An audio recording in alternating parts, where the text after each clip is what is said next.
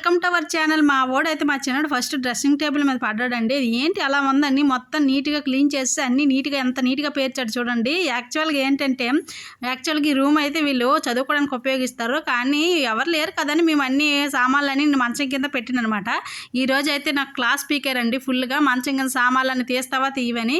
నాకైతే ఓపిక లేదురా బాబు, నేను ఇప్పుడు ఏ పని చేయలేనంటే వాళ్ళిద్దరు మాత్రం చేసుకుంటున్నారండి పని. చూసావా, మంచం కింద అన్ని సామాన్లన్నీ తీసేసి నీట్గా తీసి అన్ని ఖాళీ చేసేసారు మంచం కింద అంతను. ఇంకైతే ఒక చీపురు పట్టుకొని అయితే తుడిచేశారు, నీట్గా తుడిచేశారండి. చూడండి ఎంత చెత్త వచ్చిందో, కాగితాలన్నీ వాళ్ళు పోసినవేనండి. మళ్ళీ నా క్లాసు, ఇంకా ఇందులో నా బ్యాగు, ఇంకా ఏవేవో సామాన్లు ఉంటే బయట పెట్టేశారు. వాళ్ళు 2 బ్యాగులు ఉన్నాయన్నమాట, స్కూల్ బ్యాగులు.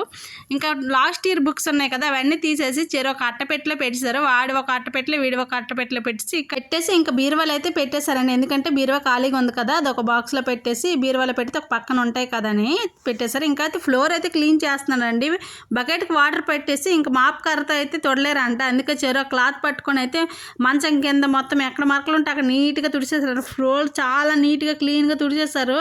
ఇప్పుడు బాగుందన్నారు. నేను అయితే బట్టలన్నీ ఫ్యాన్ మీద వేసానండి. ఈ బట్టలు మడత పెట్టి తీయు రేపని చెప్పారు నాకు. మళ్ళీ okay friends, like, share, subscribe.